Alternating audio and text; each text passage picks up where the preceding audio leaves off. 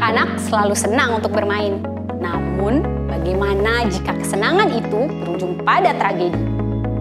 Ini adalah cerita tentang dampak buruk batu bara.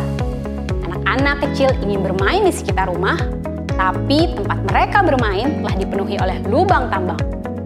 Nyawa mereka akhirnya hilang akibat terperosok ke dalam lubang tambang. Tragedi ini tidak hanya terjadi 1 atau 2 kali. Jaringan Advokasi Tambang atau JATAM mencatat sejak 2014 hingga 2019 ada sekitar 143 orang meninggal di lubang bekas tambang. Dan mayoritas dari mereka adalah anak-anak. Pertambangan batu bara memang telah meninggalkan lubang-lubang perusak lingkungan dengan berbagai zat berbahaya. Mirisnya lagi, banyak nyawa yang hilang akibat keberadaannya. Dampak industri batu bara yang merugikan masyarakat bukan hanya terjadi ketika melakukan pertambangan, tapi juga terjadi ketika membakar batu bara lewat pembangkit listrik tenaga uap atau PLTU. Kerja PLTU yang membakar batu bara menghasilkan asap buangan yang dapat mengganggu kesehatan pernafasan. Kita bisa simak kisah seorang yang bermukim dekat dengan PLTU Suralaya, Banten. Awal Februari 2021 lalu, lingkungan rumahnya diguyur hujan abu limbah PLTU atau faba. Dampaknya, rumah yang ia tempati berdebu tebal. Dan lebih dari itu, paparan faba telah membuat anak bungsunya menderita penyakit pernafasan. Bahkan, salah satu keluarganya meninggal karena penyakit serupa akibat abu pembakaran batu bara. Tapi mirisnya, faba dan limbah batu bara ini justru dinyatakan tidak termasuk berbahaya oleh pemerintah. Bagaimana bisa tidak berbahaya jika akibatnya saja bisa merenggut nyawa?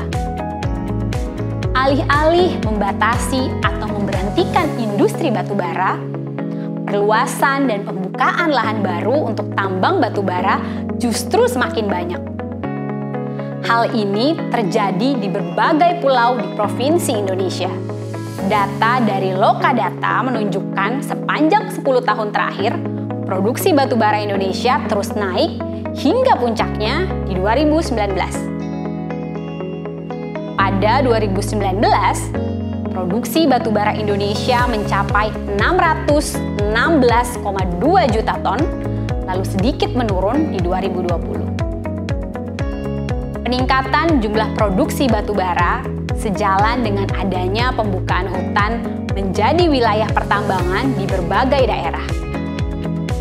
Data Komisi Pemberantasan Korupsi atau KPK tahun 2014 sampai 2017 menunjukkan adanya peningkatan wilayah pembukaan hutan lindung menjadi tambang batu bara di 5 wilayah.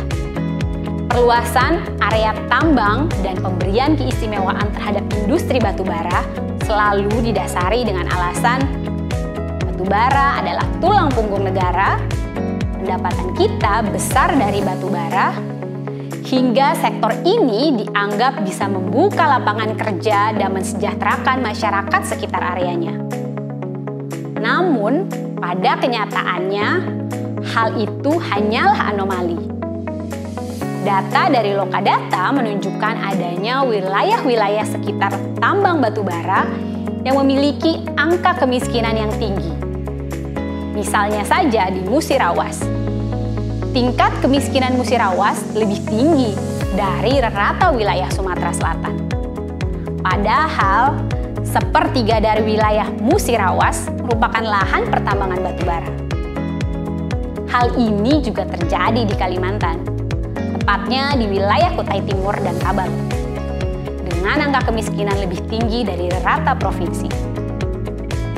Selain itu, Jaringan Advokasi Tambang menyebutkan bahwa lahan pertambangan membuat kerusakan yang berdampak pada krisis pangan, krisis iklim, dan kesehatan bagi warga sekitar. Secara sederhana, eksploitasi batu bara dan pertambangan yang masif akan berdampak fatal bagi makhluk hidup. Jangka pendek, manusia, hewan, dan tumbuhan akan kehilangan tempat tinggal. Pengusaha tambang akan menggusur dan meminta siapa saja yang berada di wilayah pertambangan untuk berpindah. Manusia akan pindah rumah. Hutan akan dibuka, pohon ditebangi, dan hewan akan terusir dengan sendirinya. Jangka menengah, krisis pangan akan muncul dan ekosistem terganggu. Sebab akan banyak makhluk hidup yang tersingkir. Keberagaman pohon yang berkurang akan berdampak pada hewan juga manusia dalam rantai makanan. Dalam jangka panjang, berbagai bencana alam akan muncul, seperti banjir, longsor, sebab keseimbangan alam sudah tidak terjaga.